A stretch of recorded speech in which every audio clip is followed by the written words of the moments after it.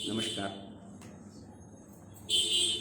अभी का जो हम लोग का क्लास का जो विषय है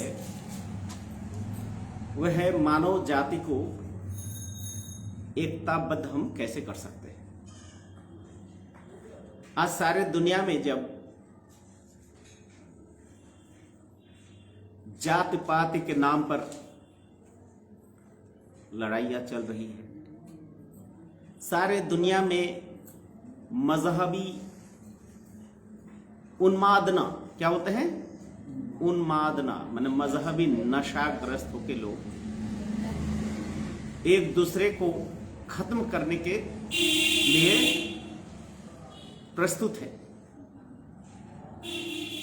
पूंजीवादी साम्राज्यवाद की जो मानसिकता, जिस साम्राज्यवाद के लिए एक विश्व युद्ध हो चुका है, वही साम्राज्यवाद फिर अपना फन जो है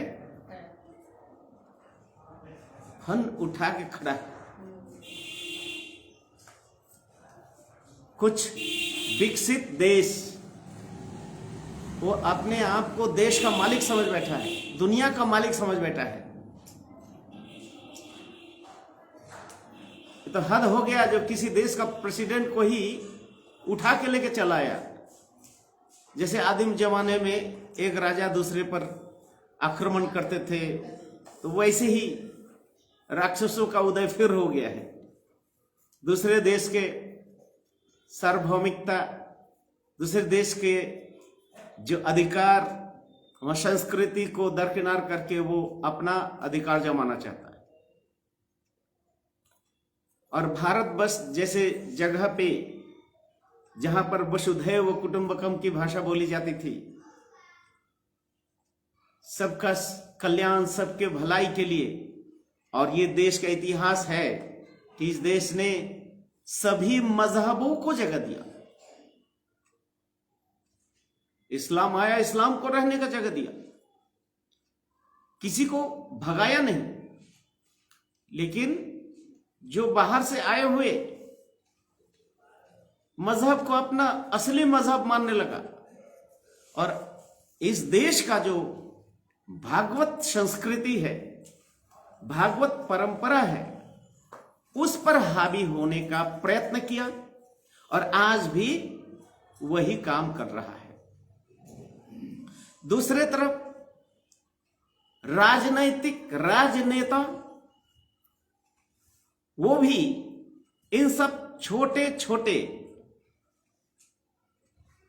इश्यूज जो जरूरत नहीं है उसको, जैसे अग्नि में घृत्याहुति, आग में जैसे घी डालकर जलाया जाता है, वैसे ही मनुष्य के अंदरूनी भेदभाव को और बढ़ाया जा रहा है। कोई ये कहने के लिए, करने के लिए प्रस्तुत नहीं है कि आज इस मजहबी उन्मादना के कारण, उन्माद के कारण, इस साम्राज्यवाद के कारण समाज में शोषण, अन्याय, अत्याचार चल रहा है। साथ ही साथ मानव जाति का जो अस्तित्व है वो खतरे में पड़ गया है।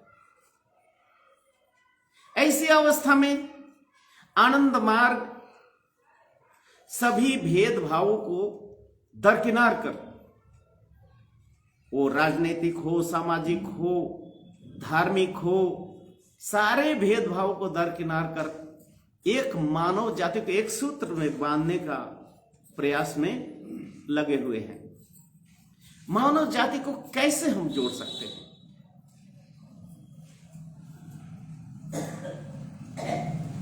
तो आज मानव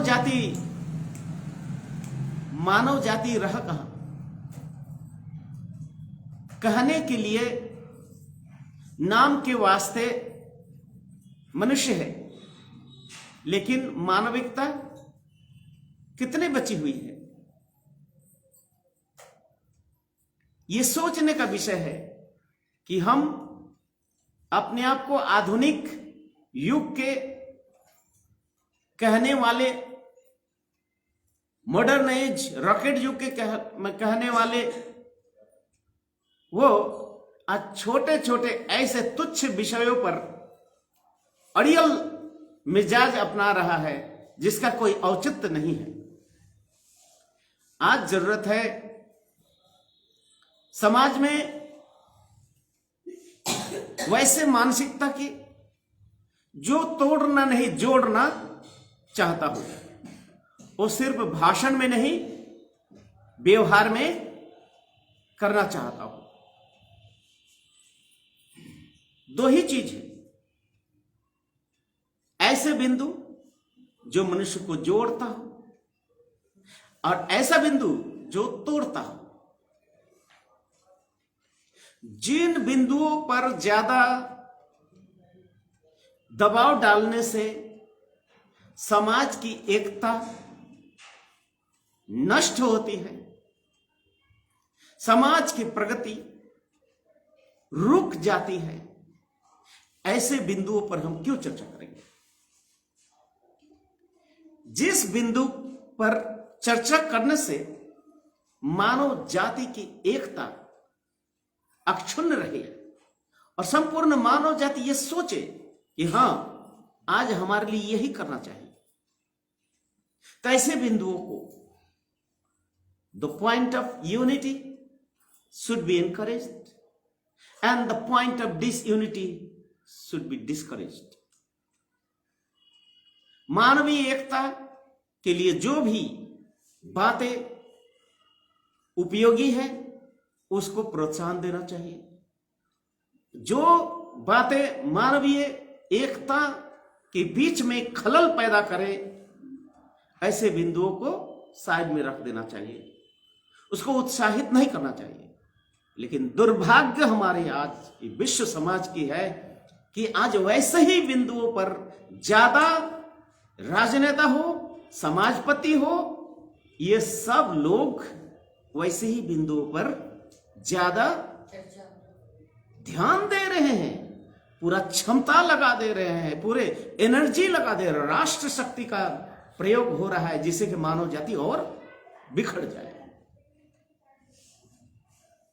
कोई कहते हैं हिंदू हिंदू भाई भाई, कोई कहते हैं मुसलमान मुसलमान भाई भाई, कोई बोलते हैं दलित दलित भाई भाई, लेकिन कोई ये नहीं कहता है कि मानव मानव भाई भाई।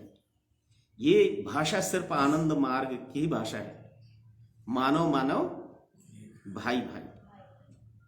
सभी कहता है कि सभी मानव जात, मनुष्य जात का, मानव जाति का, सबका धर्म एक है। इसीलिए भिन्नताओं पर जो तत्व भिन्नता पैदा करे, ऐसे तत्व पे हम क्यों जोड़ रहे हैं? जैसे भाषा, मजहब, भोजन, वेशभूषा के आधार पर, इस पर अगर ज्यादा हम छेड़खानी करते हैं तो क्या होता है? भाषा अनेक है, मजहब अनेक है, भोजन की शैली अलग है, वेशभूषा अलग है। अगर उस पर ज्यादा हम किसी का दबाव देने का कोशिश करेंगे, एक भाषा पर दूसरे भाषा का प्रभाव दिखाना चाहेंगे, एक भाषा को सर्वोत्कृष्ट माने या दूसरे को निकृष्ट माने, अपने मजहब को सर्वोच्च माने, दूसरे के मजहब को हीन माने, अपना भोजन शैली को अच्छा माने, दूसरे के भोजन शैली को अच्छा नहीं मानना, उसकी आलोचना करना, क्रिटिसिज्म करना, और अपने वेशभूषा को अच्छा मानना और दूसरे के वेशभूषा को बुरा मानना, ऐसे कुछ इश्यूज है। ये भिन्नता पैदा करता है, ये एकता नहीं ला सकता समाज में। और ये जो करते हैं वो राजनीतिक स्वार्थ के लिए करते हैं। और जो मूल समस्याएं हैं, गरीबी, विषमता जैसे ज्वलंत समस्याएं अनसुलझी रहती है। क्या है? अनसुलझी। अर्थात आज जो समस्या है बेकारी है, आज समस्या है गरीबी है, आज अर्थनैतिक शोषण चल रहे हैं। इस विषयों पर ज्यादा ध्यान नहीं देके किस पे ध्यान दे रहे हैं? ऐसी चीज जिस पर ध्यान हमें नहीं देना चाहिए। भूख लगी है पेट में और हम अगर उस समय धर्म की बातें करते हैं तो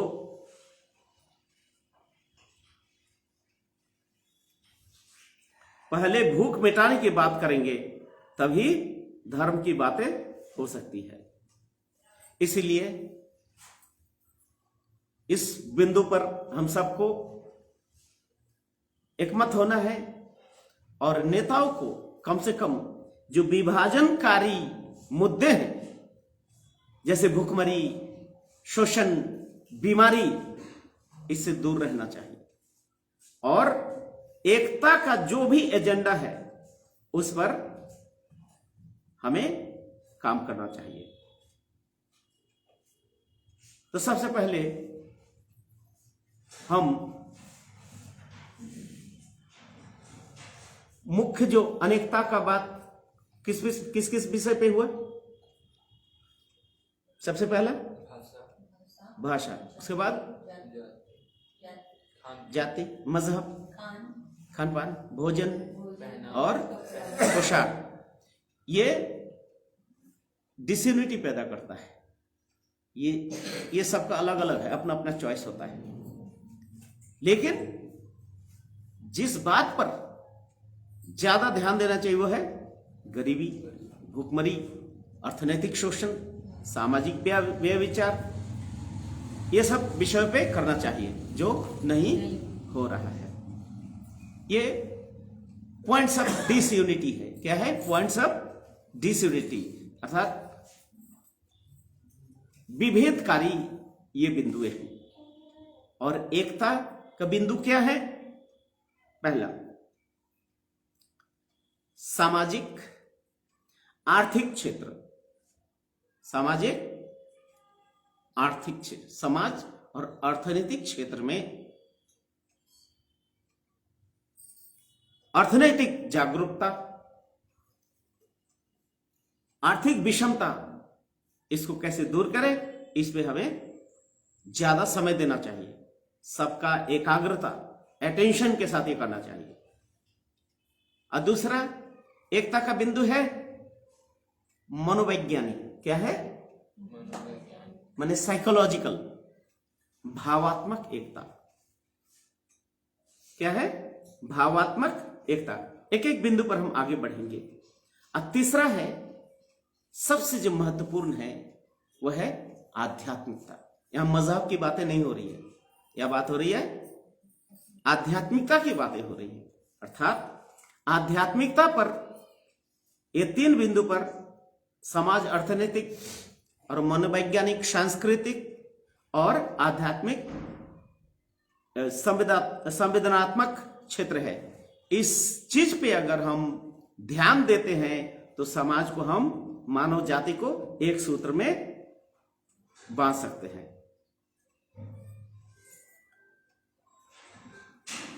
सबसे पहले सामाजिक अर्थनैतिक क्षेत्र। सामाजिक, आप लोग लिख भी रहे हैं कि सिर्फ सुन रहे हैं? लिखना है तो कोई बात नहीं, हम बोलते जाएंगे, ऐसे ही अच्छा लग रहा है। हाँ, दिमाग में बैठ रहा है, ठीक है। चलिए, तो सामाजिक आर्थिक क्षेत्र,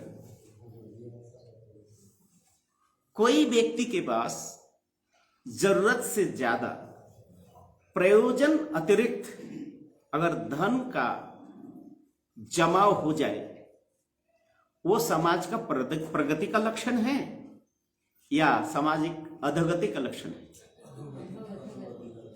तो अत्यधिक धन, असमानता समाज को कमजोर करती है। दूसरा, कुछ मुट्ठी भर लोग धनी और बहुसंख्यक लोग गरीब। दादाजी कारक यह स्थिति सामाजिक तनाव और विद्रोह पैदा करता है। यह स्थिति क्या करता है? सामाजिक तनाव और विद्रोह पैदा करता है। मन नहीं मानता है। जब अस्तित्व का सवाल आ जाता है तब इंसान में प्रतिक्रिया होती है, और वो प्रतिक्रिया क्रांति लाता है, खून खराबी, चोरी, डकैती ये लाता है। अब आपने पूछा कारण क्या है?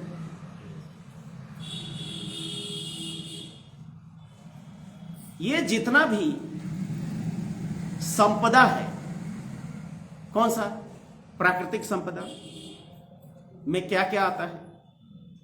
पानी, भूमि, वनज संपदा, ये सब क्या है? वनस्पति, नदियां, समुद्र, ये सब क्या है? किसी व्यक्ति के लिए परमात्मा ने दिए हैं? ये धरती तो सबके लिए, सबको जीने का अधिकार है। जीने का अधिकार सबको है। जब आपके जीने का अधिकार को छीन लिया जाता है, जीने का अधिकार को छीन लिया जाता है, तब क्या होता है? तब विद्रोह पैदा होता है, वैमनस्यता पैदा होता है, हिंसा फैलती है। छीनते कैसे? मान लीजिए 5 भाई हैं। 5 भाई में एक भाई बहुत बुद्धिमान है,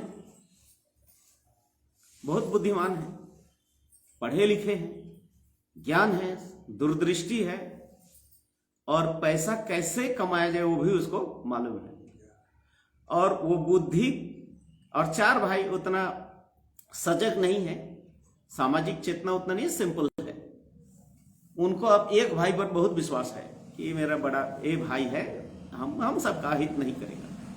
लेकिन एक भाई के पर ज्यादा भरोसा करके वो देखा गया है कि एक भाई ने बाकी चारों भाई का संपत्ति अपने हाथ में सब अपने नाम पे करवा लिया। क्या किया? अपने नाम पे करवा लिया। तब क्या होगा? विद्रोह होगा कि नहीं?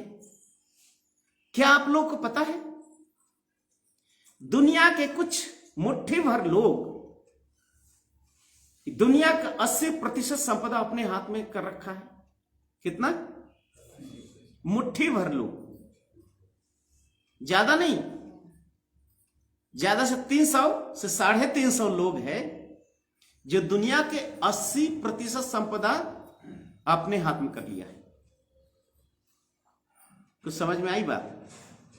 दुनिया मतलब भारत नहीं, पूरे दुनिया का संपत्ति, वो वन संपत्ति हो, थल स्थल जल, जितने संपत्ति है वो 80% अपने हाथ में कर लिया है।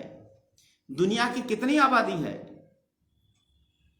7 अरब की 8 अरब? 8 अरब है, उसमें 1.5 अरब तो अकेले भारत का है। 8 अरब के आसपास है। 1.5 अरब किसके पास है? भारत के पास है। तो आप बताइए 8 अरब आबादी में 400 व्यक्ति संपत्ति का 80% अपने हाथ में कर लिया है, और बाकी जितना ही 8 अरब आदमी है 20% संपत्ति के पीछे दौड़ रहा है। कुछ समझ में आ रही है बात? 20% संपत्ति के पीछे 8 अरब लोग भाग रहा है, और 400 लोग, 350 लोग बाकी संपत्ति अपने हाथ में कर लिया है। अब ये जो 400 लोग हैं, ये 8 अरब लोग के भाग्य विधाता है। कितना है? भाग्य विधाता है। वो जिस तरह का भोजन समाज में देना चाहता है वही भोजन देता है। वो ऐसा ही भोजन आपको देगा जिसको खाने के बाद आप बीमार पड़ेंगे।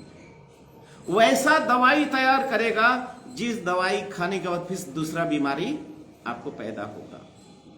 ऐसा वस्त्र आपको पहनाएगा जो वस्त्र आपको शरीर को नहीं ढक के एक अपसंस्कृति का, नग्नता का प्रदर्शन करेगा।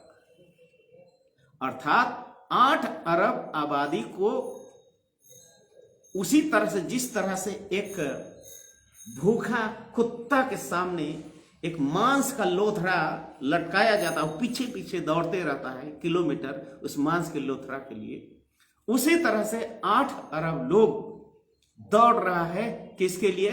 2 वक्त की रोटी, अपने बच्चों की पढ़ाई, थोड़ा सा अपना सर ढकने के लिए एक झोपड़ी, बीमारी के लिए दवाई के लिए दौड़ रहा है, दिन रात दौड़ रहा है। अगर थोड़ा सा कोई पढ़ा लिखा है, ज्यादा पढ़ा लिख लिया, ज्यादा मतलब कोई MBA कर लिया है, तो कोई इंजीनियरिंग कर लिया, कोई इंजीनियरिंग में PhD कर लिया, तो ये सब करके क्या कर रहे हैं लोग? अच्छे कंपनी में उनको नौकरी मिल जा रही है। और उनको कितना घंटा काम करा रहा है? 24 घंटा में 18 घंटा उससे काम लेता है। 18 घंटा काम करने के बाद वो आके अपने परिवार को देखेगा, अपने बीबी बच्चे, अपने माँ पिता का देखभाल कर पाएगा बेचारा? तो वो एक मशीन बन गया। पैसा बहुत देता है, करोड़ों का, अरबों का देता है। जैसे गूगल का CEO अरबों का उसका सैलरी है। अब जरा सोचिए, सैलरी दे रहा है लेकिन उसको पूरा काम लेता। कैसे काम, क्या काम लेता है कि ये दुनिया को ज्यादा से ज्यादा बेवकूफ कैसे बनाऊं, बेवकूफ को अपने कंपनी का, दुनिया को बेवकूफ बनाकर अपने कंपनी का ज्यादा से ज्यादा मुनाफा दो। इसके लिए तुमको जो करना है करो। इस जरा आप लोग बताएं, क्या कोई ऐसा दवाई हम लोग नहीं बना सकते जिसका साइड इफेक्ट नहीं हो? जिसका साइड इफेक्ट तो समझते हैं ना। साइड इफेक्ट का मतलब हुआ, एक बुखार के लिए दवाई लिए तो पेट का प्रॉब्लम हुआ, एसिडिटी का दवाई लिए तो किडनी का प्रॉब्लम हुआ। तो ऐसा दवाई जो हमारे बीमारी को ठीक कर दे कि दूसरा बीमारी का जन्म न हो, इसको तो साइड इफेक्ट रहे। लेकिन ऐसा मेडिसिन बन रहा है कोई मेडिसिन एलोपैथ में है? नहीं है। मतलब क्या है? और कोई भी एलोपैथिक डॉक्टर आपको यह गारंटी नहीं देता है कि भाई आपका बीमारी ठीक होगा। बोलेगा ये दवाई लीजिए, कंट्रोल रहेगा। क्योंकि कंट्रोल रहेगा, उनकी दुकान खुली है, आप जब तक जीवित है दौड़ते रहिए। और डॉक्टर भी वैसे ही मेडिसिन को प्रिस्क्राइब, वो भी कुछ पर्टिकुलर कंपनियों के क्या है, एकदम आप मेरा भाषा बोल दिया, दलाल है, एकदम दलाल है वो। क्योंकि वो जो MR रूपी एक समाज में है, MR क्या करते हैं? वो जाके कंपनियों का प्रतिनिधित्व करते हैं, डॉक्टरों को कन्विंस करते हैं कि भाई ऐसा ऐसा दवाई आप लिखो, आपको ये दी जाएगी। मेरे नजर में एक डॉक्टर थे जो गुजर गए।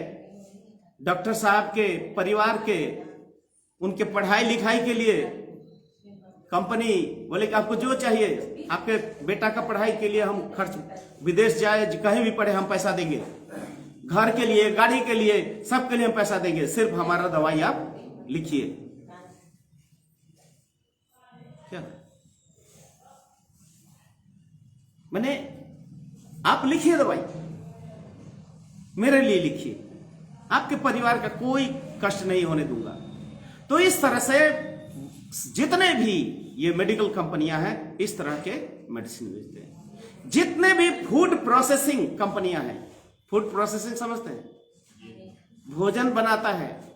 आप जरा याद कीजिए वो दिन, हम बिहार की धरती से बोल रहे हैं, बचपन में बच्चे जन्म लेने के बाद इस जाड़े में माँ एकदम कड़ू तेल, सरसों का तेल धूप में लगा के रगड़ रगड़ के जो शरीर को मजबूती देती थी, कोई माँ आजकल सरसों का तेल मालिश नहीं करती।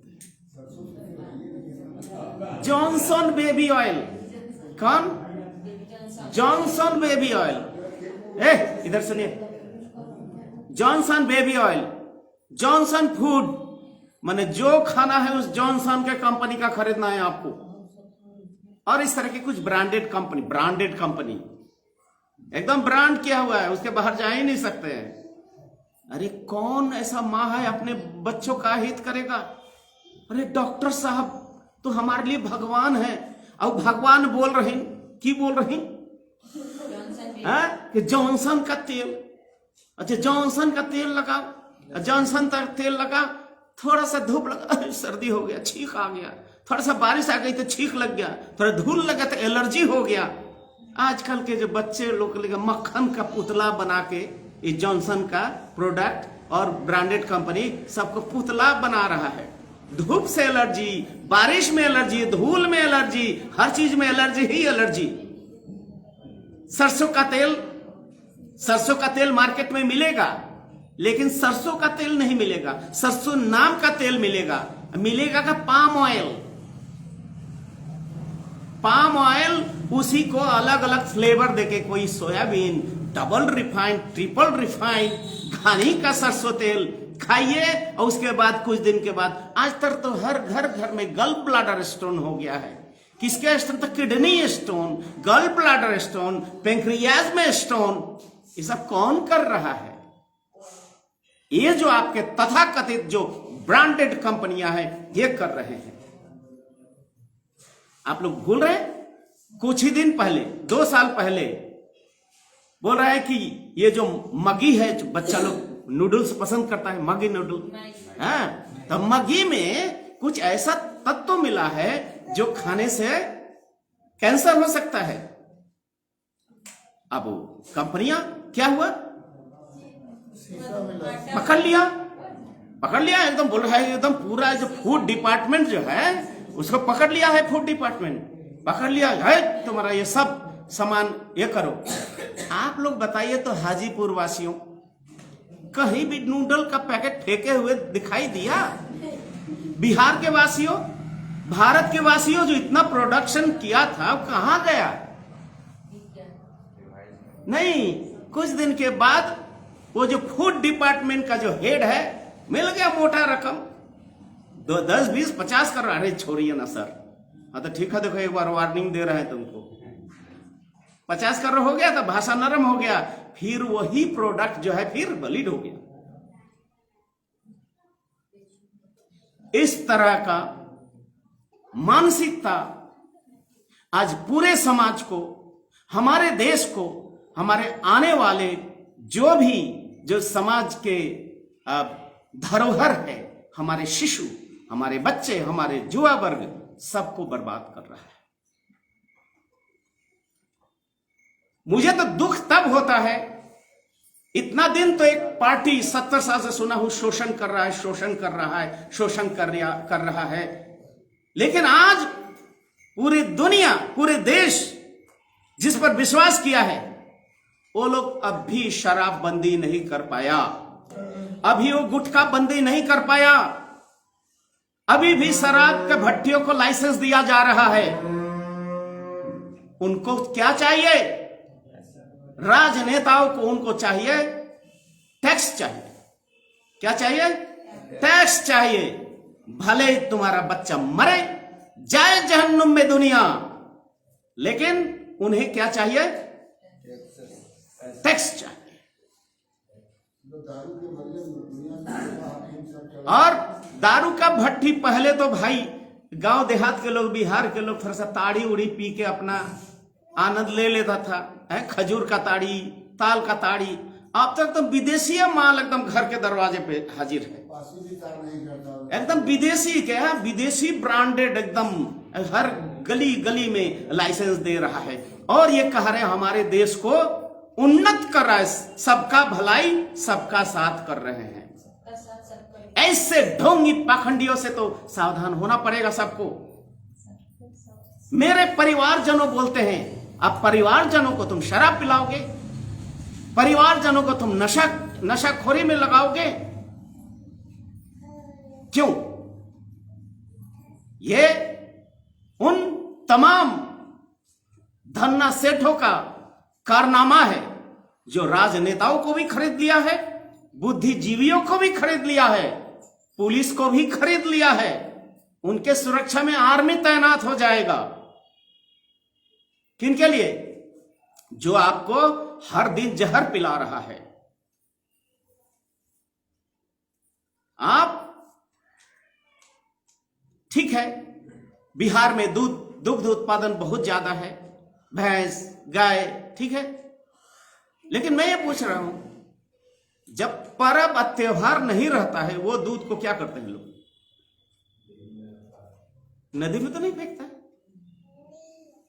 और जब त्योहार आता है तो मिठाई का, मिष्ठान्न का खपत 1000 गुना बढ़ जाता है। अचानक इतना दूध, इतना सप्लाई कहां से करता है? ऐसा वही कंपनी कर रहा है, वही अमूल दही, अमूल मिठाई कहां से करते हैं? ये कहां इतना स्टॉक करके रखे थे? आप सोच सकते हैं कि क्या करता है।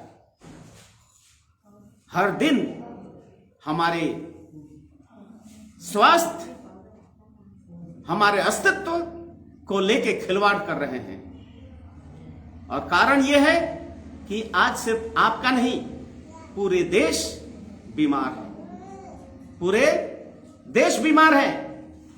आपको राशन तो मिल रहा है, 5 किलो चावल और 2 किलो गेहूं, यह मिल रहा है, लेकिन आपके बेटा के लिए शिक्षा मुहैया नहीं कराएंगे। शिक्षा फ्री नहीं दे सकते वो, हायर एजुकेशन के लिए फ्री वो नहीं दे सकते हैं, औषधि आपको फ्री नहीं देंगे,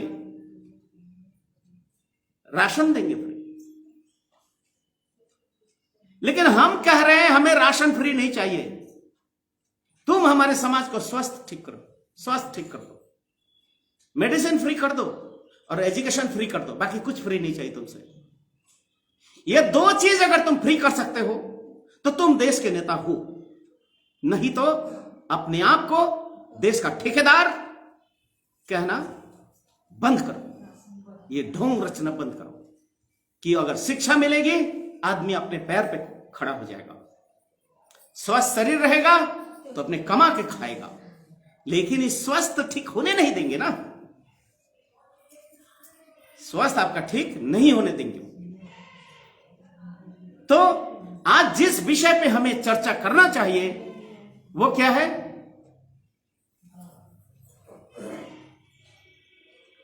पॉइंट ऑफ यूनिटी, अर्थात समाज में अन्याय, अत्याचार, शोषण चल रहा है, भूखमरी है, गरीबी है, इसको दूर करने के लिए हमको सजग होना है और इसी बिंदु पर काम करना है, न कि ऐसे बिंदु जिस पर हमारा भाषा जो है क्या है, अपनी अंदर की पुकार है। हम अपने अंदर की भावनाओं को भाषा से व्यक्त करते हैं। यहां पर बज्जिका में बोलते हैं गांव देहात के लोग, ज्यादातर लोग। हिंदी में कितने लोग बोलते हैं भाई? हम क्लास में हिंदी बोल रहे हैं, ये हमारी मजबूरी है, क्योंकि हमको बज्जिका नहीं आती है। कि बज्जिका अच्छी भाषा नहीं है? नहीं, तो ठेठ भाषा है। क्या है? ये ठेठ है, देहाती भाषा है। मतलब देहात के लोग नहीं है, जो शहर में रह रहे वही लोग हैं, बाकी सब बेवकूफ है, मूर्ख है। धान उपजाता हो, फल उपजाता हो, तुम्हारे खाने पीने का सारा जो व्यवस्था करते हैं वो बेवकूफ है। और तुम शहर में दूसरे को शोषण करके अच्छे बिल्डिंग बना के एयर कंडीशन में रहते हो, तो तुम बहुत अच्छे सभ्य आदमी बन गए। ये धारणा ही गलत है। ये धारणा, जो कंसेप्ट है, ये गलत है। आपके भाषाओं पर दूसरे भाषाओं को थोपा जा रहा है। आपके भाषाओं को ठेठ देहाती भाषा बोल के उसको अवहेलित किया जा रहा है। संस्कृत बोलेंगे, महापंडित आ गया, देखो संस्कृत बोल रहा है। और जब अंग्रेजी से, बाप रे, बड़ा बड़ा प्रकांड पंडित है भाई, अंग्रेजी के पंडित भाई, ये बाबा जी अंग्रेजी में बोल रहे हैं, प्रकांड पंडित है। और संस्कृत में बोलेंगे तो पंडित नहीं है, संस्कृत है धर्म का भाषा, पाखंडियों का भाषा। तो इस तरह की जो मनोभाव कौन पैदा कर रहा है?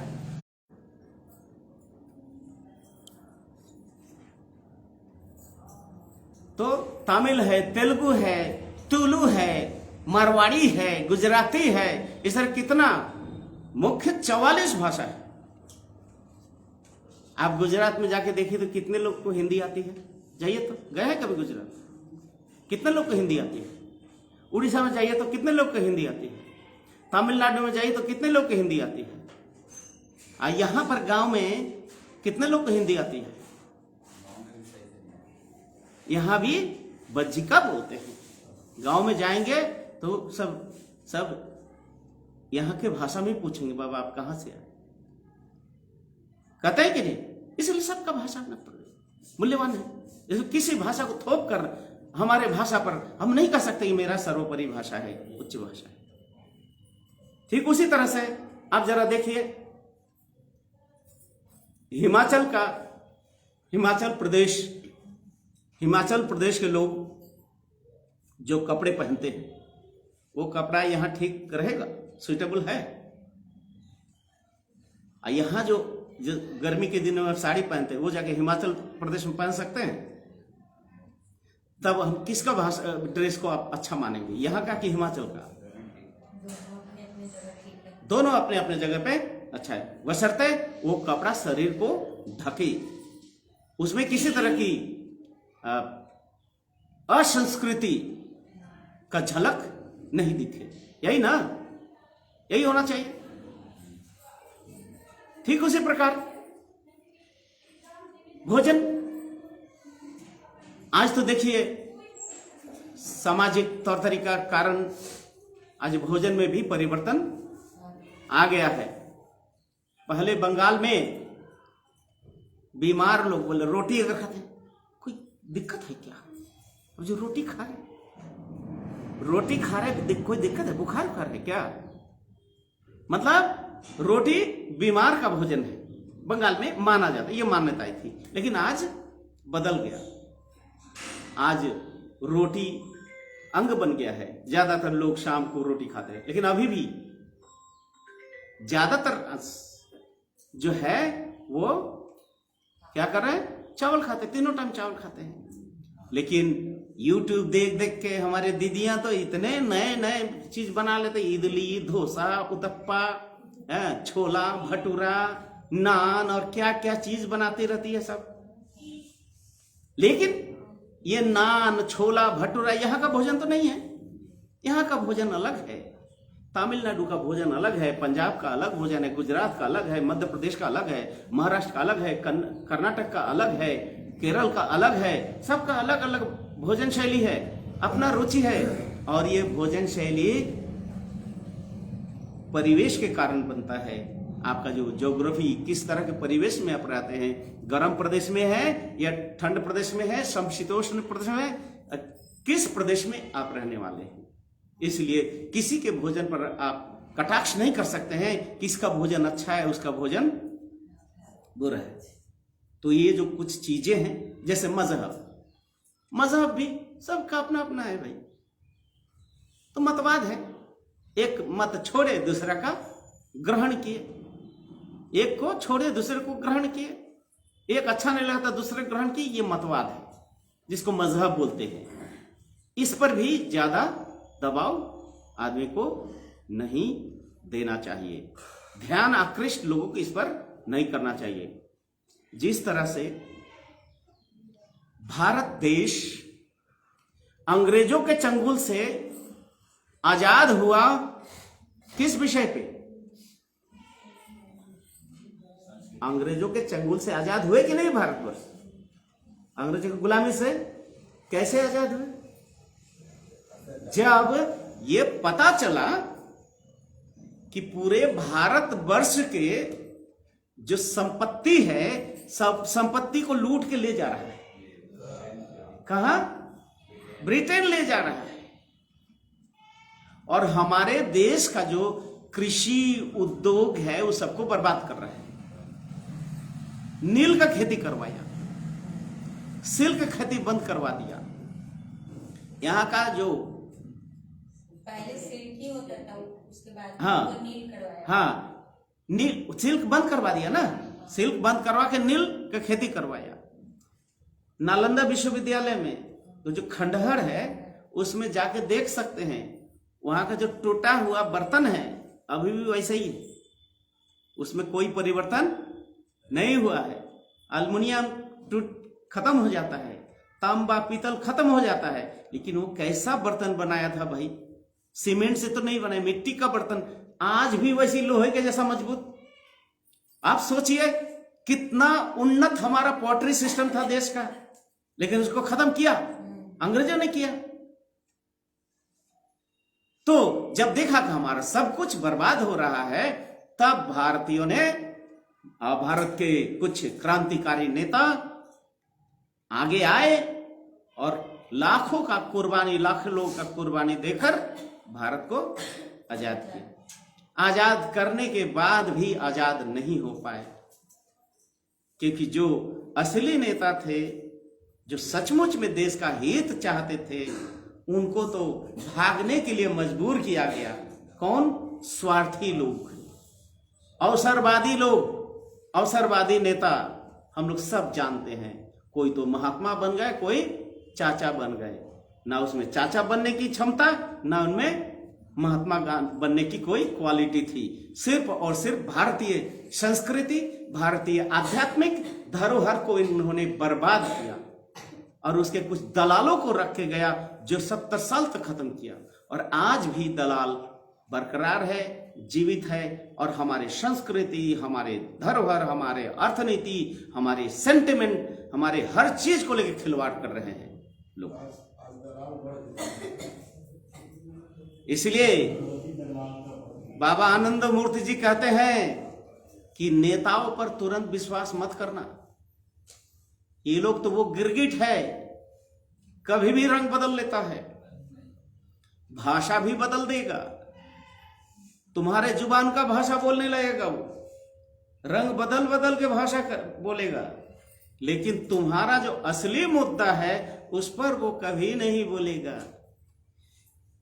मेरे प्यारे देशवासियों, यहां अभी तक इतने गरीब हैं, हमको गरीबी दूर करना है। 70 साल तक हमें शोषण किया है। अरे तुमने क्या किया? कहां गरीबी दूर हुआ? तुम कितना इंडस्ट्री बनाया? इस बिहार में कितना इंडस्ट्री आया है? कुटीर उद्योग कितना बढ़ा है? गांव में बढ़ा है? कितने लोग कुटीर उद्योग का नाम जानते हैं? हाँ, बढ़ा है। कुछ धन्ना सेठों का खजाना खूब भरा है, अब भर ही रहा है, हजारों लाखों करोड़ों उनका भर रहा है। और हम लोग, ये तो हमारा भाग्य विधाता है। आनंद मार्गी लोग भी सोचने लगे, बाप रे, एकदम परौते का बात करता है।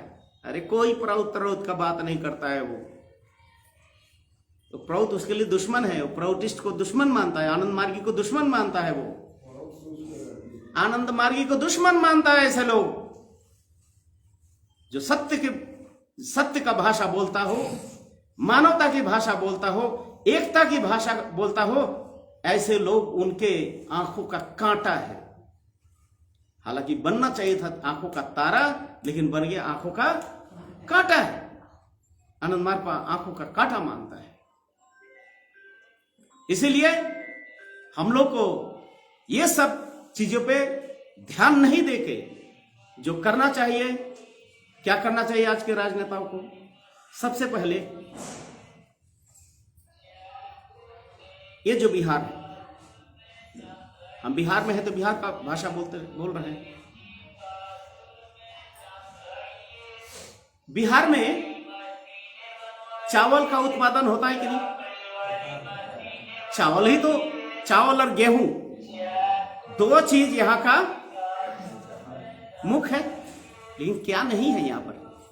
दलहन है, तेलहन है, गन्ना है, हर तरह का सब्जी उपजता है, हर तरह का फल। हम ये हाजीपुर अच्छा अमरूद यहाँ उपज सकता है, केला तो जितना चाहो उपजा लो, हर तरह का मूली गाजर हर तरह का सब्जी उपजा सकते हो। बस मूली हुआ तो 2.5 रुपया 3 रुपया 5 रुपया किलो मूली खाओ। अब मूली का सीजन खत्म गया। गोभी कुछ दिन के बाद देखा जाए यहाँ फेंका हुआ है, वहां फेंका हुआ है। कुछ दिन में टमाटो जो है सड़ रहा है। लेकिन आप लोग क्या खाते हैं? अरे टमाटर नहीं है तो क्या है, केचप है ना, केचप है, केचप है। अब केचप क्या चीज से बन रहा है? कोई खा ले, केचप है ना, एकदम एकदम टमाटो तो है। अरे वो जो केचप टमाटो के नाम पर कोहड़ा खा रहे हो, वो पता है? कोहड़ा, मैंगो से कोहड़ा का बनता अरे ये भी टमाटर केचप भी कोहड़ा। हम देखे हैं एक केचप के फैक्ट्री में जा रहा है ट्रक भर के कोहड़ा। हम सोचे अरे भाई टमाटो का केचप है, कोहड़ा क्या कर रहा है यहाँ पर?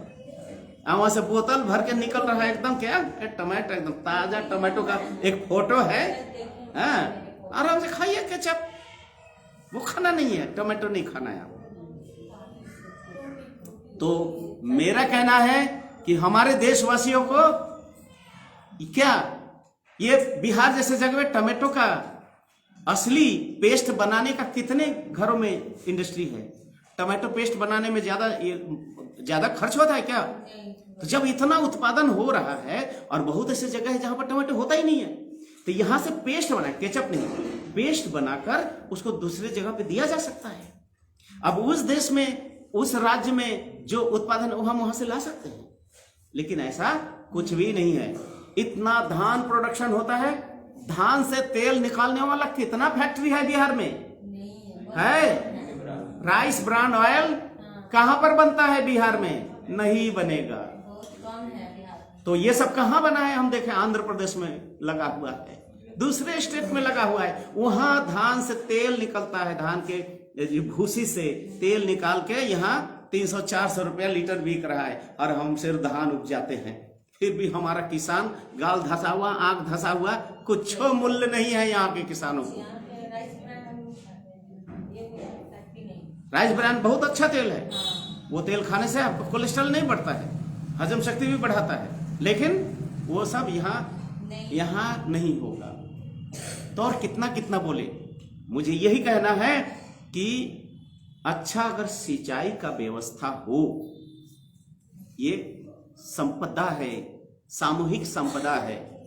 अच्छा सिंचाई का व्यवस्था हो, अच्छा कृषि प्रधान अगर हम कुटीर उद्योग को स्थापन करना शुरू कर देते हैं, बिहार के लोगों को बॉम्बे, तमिलनाडु, पंजाब में कमाने के लिए जाना पड़ेगा? बिहार छोटा सा राज्य है क्या?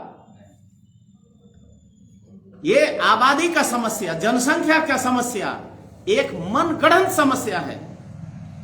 आज आबादी सिर्फ शहर में दिखाई देता है, गांव में आबादी है नहीं। जाके देखिए, गांव में आदमी नहीं मिलेगा काम करने वाला। सब भाग के कहां आ गया? हाजीपुर में, पटना में। तो कहां रह रहे हैं? अमुक जगह रह रहे थे। जाके रूम देख रहे हैं, एक छोटका सा केबिन, एक घोंसला, वहां पर एक कुकर रखा हुआ है, वहां पर कढ़ाई रखा हुआ है, छोटा सा एक जगह है, एक चटाई बिछा के बेचारा वहीं पड़ रहा। क्या हम तैयारी कर रहे हैं कंपटीशन का? क्या कर रहे हैं? कंपटीशन का तैयारी। क्या बना? IAS बनेंगे, ये बनेंगे। 5 साल 10 साल बेचारा तैयारी में चला गया। बाप वहां मजदूरी करके पैसा भेजे, बेचारा क्या करेगा? नौकरी है, उसमें से 10% आता बन के, 12 तो बेवरे बन के भागता है। हाँ अब ठीक है, बेवरा बन के भाग आता है। तो उस बच्चों की क्या गलती है? ये जो हमारे समाज नेता है, हमारे राजनेताओं को उसका फिक्र थोड़ी है। शहरीकरण, अरे शहरीकरण नहीं, गांवों को शहर बनाओ ना। एक ही शहर को एक स्टोरी 2 तल्ला 3 मंजिला रोड बना रहा है। अरे गांव को ब्लॉक में जाओ, डिस्ट्रिक्ट को डेवलप करो, वहां मेडिकल कॉलेज खोलो, वहां इंजीनियरिंग कॉलेज खोलो। हर जिला में एक मेडिकल कॉलेज बनाने में क्या दिक्कत है? एक जिला में एक अच्छा मेडिकल कॉलेज हो, एक जिले में इंजीनियरिंग कॉलेज हो। ये सब नहीं करेंगे, क्योंकि वो सब करने से तो आदमी बन जाएगा ना। हमको तो आदमी बनाना नहीं है, हमको तो बेवकूफ बनाना है, हमको तो अपना शोषण का यंत्र बनाना है। रोबोट बनाना है, मशीन बनाना है, हमको तो वो कुत्ता बनाना है जो कुत्ता एक मांस के लोथड़े के पीछे दौड़ते रहे।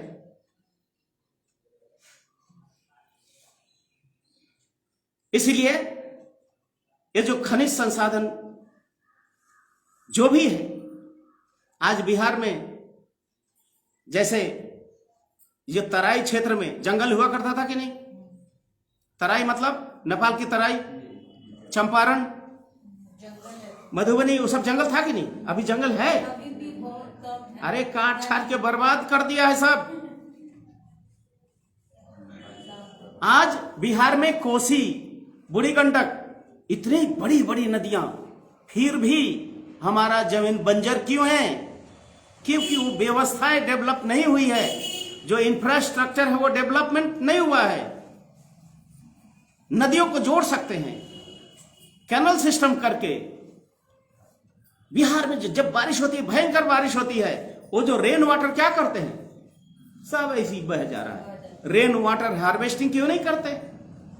जब इजराइल समुद्र के पानी को, खारा पानी को, नमकीन पानी को मीठा बनाकर, कृषि बनाकर उस अपने आप को सेल्फ सफिशिएंट, स्वावलंबी बना सकता है, तो बिहार जैसे जहां पर भरपूर है मानव संसाधन, प्राकृतिक संसाधन, भूमि संसाधन, सब कुछ भरपूर है, फिर भी यहाँ के लोग गरीब भिखमंगा क्यों हैं? दूसरे पर क्यों पर निर्भर है? कारण ये नेता आए सिर्फ खाया है, यहाँ के लिए कुछ किया नहीं है।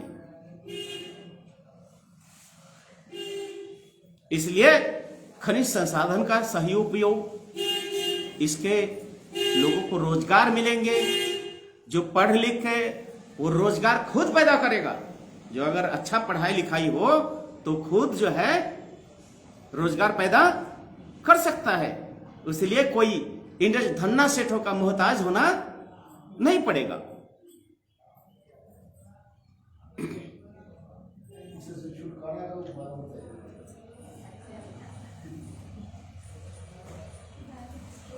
अब जैसे उपकार की बात, माने उपचार की बात बोल रहे हैं। उपचार बाबा बोलते हैं आर्थिक संघर्ष क्या करना होगा? एक शोषण के खिलाफ एकजुट होना पड़ेगा सबको। आज हिंदू है, कौन मुसलमान है, सिख है, इसका बात नहीं करना है। हमको बोलना है शोषण के खिलाफ हमको एकजुट होना है। तो देखेंगे हिंदू, मुस्लिम, सिख सब एकजुट हो जाएंगे कि जो पीड़ित है वो आपके साथ हो जाएंगे। शोषण के खिलाफ आपको नेताओं के जो ये जो धूर्तता, उस धूर्तता को सामने उजागर करना होगा। उसके धूर्त नीति, बेवकूफ बनाने वाली नीतियों को उजागर करना होगा। आधार से वोटर आईडी जोड़ो, वोटर आईडी से बैंक जोड़ो, केवाईसी करो, करते करते आदमी पागल हो गया है। माने कमाएंगे मेहनत करके, दिन रात बैंक के पीछे दौड़ते रहेंगे। वहां जाएंगे तो आपका ये पेपर कंप्लीट नहीं है, ये आपका सिग्नेचर मैच नहीं कर रहा है तो रुपया नहीं मिलेगा। कमाए हम, धन हमारा, और हमारे ऊपर शासन कर रहा है। वो पहले जब तक जमा नहीं करेंगे, बहुत आइए ना आइए जमा कीजिए, यहाँ पर हमारा ये देगा, इंटरेस्ट देगा। उसके बाद एक बार जमा कर दी तो पीछे पीछे दौड़ते रहिए आप उसके। ये पेपर हुआ, आज जो पैन कार्ड वैलिड है 2 साल का, मतलब नहीं ये वाला नहीं चलेगा, अब ऐसा पैन कार्ड चाहिए, ये वाला आधार कार्ड अब ऐसा होना चाहिए। एक करके पूरे जनताओं को माने एकदम उलझा दिया है। उलझा के अपना काम किए जा रहा है। क्या किए जा रहा है? देखिएगा, आप ट्रेन के स्टेशन में बैठे हैं, हमारा ट्रेन आ रहा है, यात्रीगण ध्यान दीजिए, अमुक ट्रेन 2 घंटा 2.5 घंटा लेट है, खेद है। लेकिन हमारे सामने देख रहे हैं जो मालगाड़ी भागे जा रहा है। कहाँ जा रहा है? बड़े बड़े इंडस्ट्रियलिस्ट के इंडस्ट्री पे जा रहा है। और आप बैठे रहिए 2.5 घंटा 3 घंटा 5 घंटा जो होते रहिए, बुलेट ट्रेन का जो होते रहिए, ये सब जो होते रहिए। ये सब क्या है? आत्मिकता का प्राथमिकता होना चाहिए। जो पैसेंजर है, जो मानविक मूल्य को वो मर्यादा दे, वो नहीं देखे। और हम थोड़ी बोल रहे हैं कि सामान का ढुलाई बंद कर दें, नहीं ढुलेगा, लेकिन प्रायोरिटी किसको देना है? आपको इसीलिए हमारे ये जो पूंजीवादी जो शोषण व्यवस्था है, इसके विरुद्ध में आंदोलन करना ही होगा, करना ही होगा। बैठे रहने से नहीं चलेगा। सबको, अगर कोई नहीं साथ, अकेले बोलते रहना है। शोषण के खिलाफ जब आवाज उठेगी तब इसकी जो नींव हिल जाएगी। दूसरा बिंदु जो महत्वपूर्ण है, आप लोग को यदि समझ में आ रही है ना, मेरे बात आ रही है ना? है न? देख रहे, बहुत बेचैन हो रहे हैं आप लोग। ये बेचैन की बात नहीं है। धर्म का कथा सुनने में बहुत मजा आता है। कथा से बहुत ज्यादा उन्नति नहीं होता है। ये जो असली कथा है, यही श्री कृष्ण की कथा है। अन्याय के विरुद्ध में लड़ो, शोषण के खिलाफ लड़ो, अपने आप को शोषित होने मत दो। शोषकों का तुम ये यंत्र मत बनो, शोषण का यंत्र मत बनो। ये श्री कृष्ण बोल के गए। जब ढोंग पाखंड समाज में बढ़ रहे, उस ऐसे समय में पढ़े लिखे लोग के हाथ में चूड़ी पहन के बैठे क्या है? नहीं। इसीलिए दूसरी बात, दूसरा महत्वपूर्ण जिससे लोगों में एकता आएगी, वह है मनोवैज्ञानिक सांस्कृतिक क्षेत्र। क्या है? मनोवैज्ञानिक सांस्कृतिक क्षेत्र। अब बताइए, हड़प्पा मोहनजोदड़ो कहाँ है? यहां पर है। हड़प्पा का जो कहाँ, मोहनजोदड़ो एक कहाँ, हमारे भारत का ही संपद है ना। भारत का कहाँ? यहां तो है नहीं, सब उधर नॉर्थ में, यही ना, नॉर्थ में और वेस्ट में है, यही ना। लेकिन आप बताइए, उस पर हमें गर्व होता है कि नहीं? गर्व होता है ना। श्री कृष्ण के बिहार में जन्म लिए थे। कहां जन्म लिए थे? उत्तर प्रदेश में। फिर भी वो हमारे आध्यात्मिक गुरु हैं। कबीरदास उत्तर प्रदेश में जन्म लिए, गर्व हमें होता है ना। मैथिली शरण गुप्त, मिथिला के कवि। और कौन कौन है? विद्यापति। पूरे भारतवर्ष को गर्व है। कालिदास को लेके भारतवर्ष गर्वित होता है। त्रिलंग स्वामी,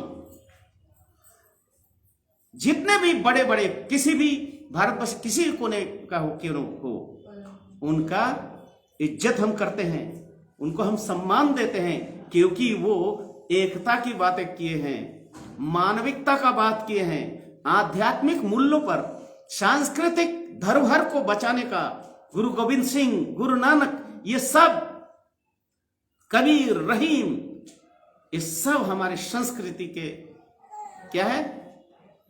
रीढ़ थे, बचाए हैं हमें। इसलिए इनके कहानी, इनके जीवनियों को अगर सुनाएंगे लोगों को, अच्छे लोगों की कहानी सुनाएंगे, उनके जीवन उपदेश सुनाएंगे, तो लोग अपने में जुड़ाव महसूस करेंगे, अपनापन महसूस होगा। तब तमिल वाले नहीं बोलेंगे कि हम वो नॉर्थ इंडियन है, ये साउथ इंडियन है। नहीं, हमारे देश का ही अंग है। यहाँ के लोग नहीं बोलेंगे तो तमिल है, ये कैसा बोलता है भाई, डब्बा में ईटा भर दो, हिला दो, तो जो भाषा है वही तमिल है। तमिल ऐसा है क्या? आप लोग को पता है, संस्कृत के बाद अगर कोई भाषा उन्नत भाषा है वो तमिल है।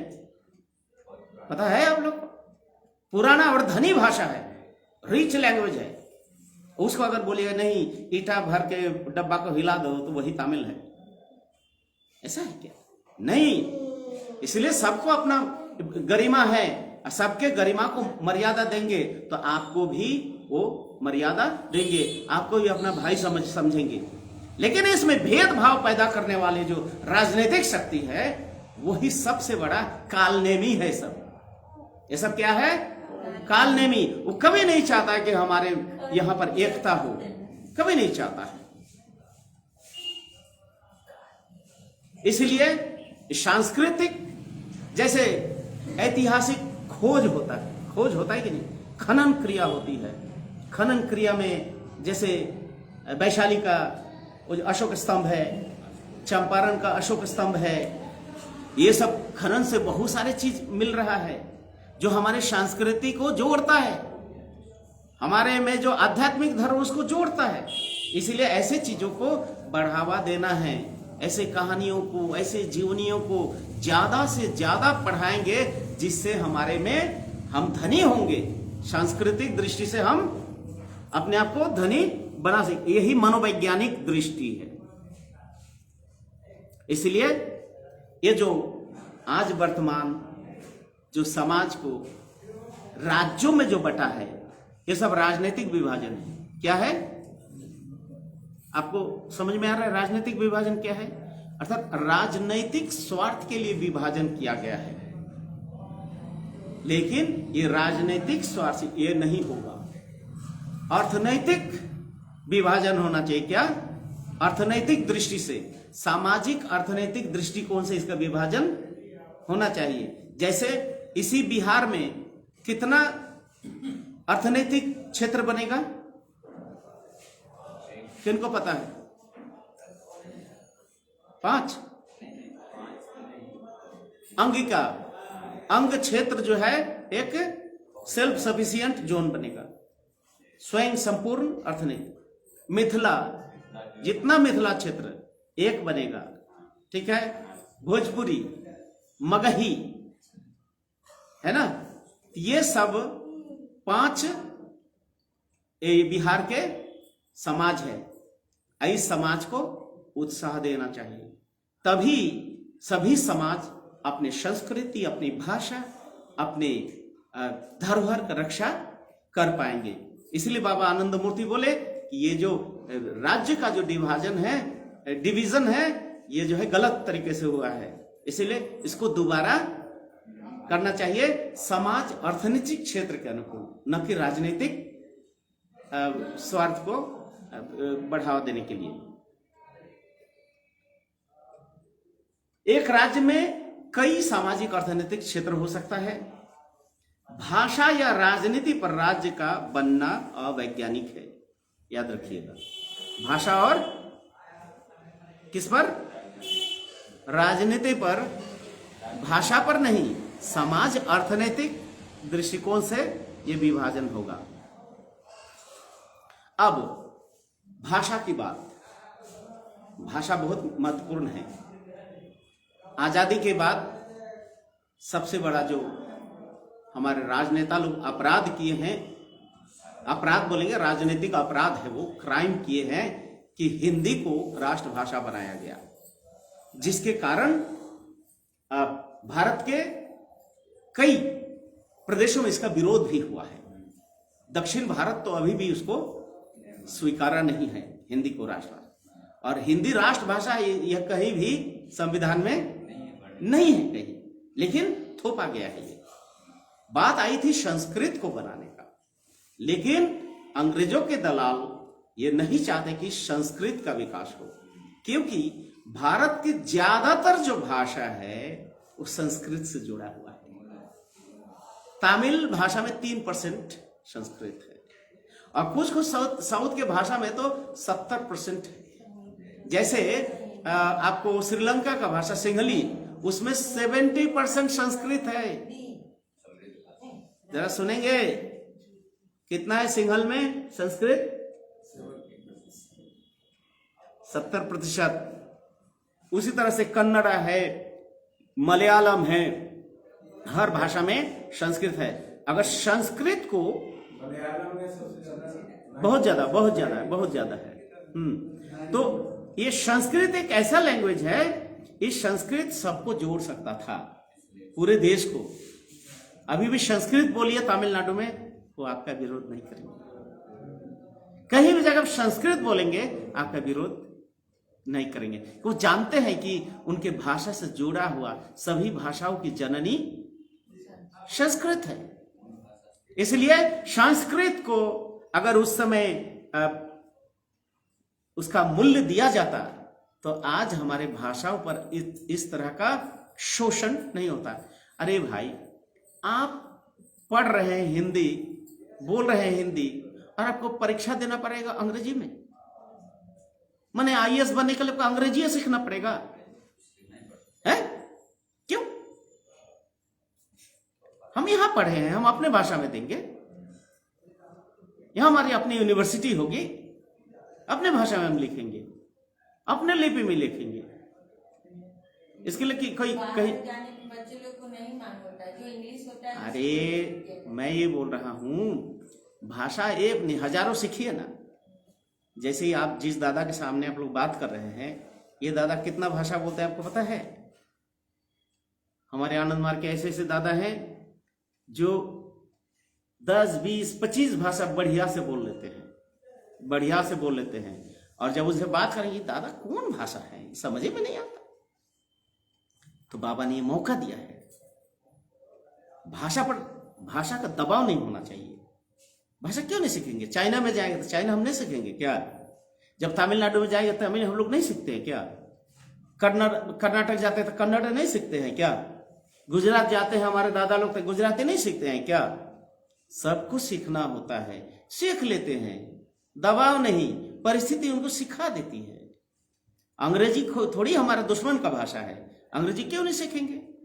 अंग्रेजी सीख के पूरे दुनिया पूरे बाहर में जा सकते हैं। लेकिन बहुत सारे देर है, चाइना में जाके अंग्रेजी बोल के देखिए, कौन सुनता है आपका? चाइना नहीं बोलेगा वो। फ्रांस वाले कभी अंग्रेजी नहीं बोलेगा, स्पेन वाले कभी नहीं बोलेगा, जर्मनी वाला कभी, रशिया वाला अंग्रेजी नहीं बोलता है। लेकिन संस्कृत बोलेगा तो रशिया वाला भी इज्जत देता है, याद रखिएगा। इसलिए महाभारत जैसे ग्रंथ, ये सब पढ़ने से सुनने से मनुष्य में मानविकता जगती है, मनुष्य में एकता बोध होता है। इसलिए ऐसे हमारे इतिहास को फिर दोबारा लिखना पड़ेगा। बाबा ने बता भी दिए हैं, वह पथ चलते इति कथा में बाबा ने स्पष्ट भाषा में दिखा दिए कि इतिहास क्या चीज।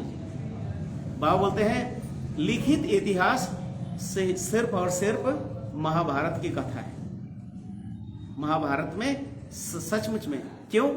क्योंकि उसमें लोक कल्याणकारी कथाएं हैं, परोपकारी शिक्षामूलक बहुत सारी चीजें हैं। ठीक है, अब अकबर का कहानी सुन के हमको क्या मिलेगा? एक सिर्फ हम एग्जाम्पल दे रहे हैं, हम जानना है इति कथा, जो भी घटनाएं हुई है भारत में सबको जानना है। अकबर के बारे में जानना है, शाहजहां के बारे में भी जानना है, सबके बारे में जानना है। लेकिन उनको महान बनाकर और हमारे देश के लोगों को छोटा दिखाना ये इतिहास है। बड़े बड़े वीर वीरांगनाओं को छोटा करके उनको आतताई को, शोषकों को, अत्याचारियों को महान बनाया गया। ये इतिहास है, ये मैनिपुलेशन है, ये मिलावट है।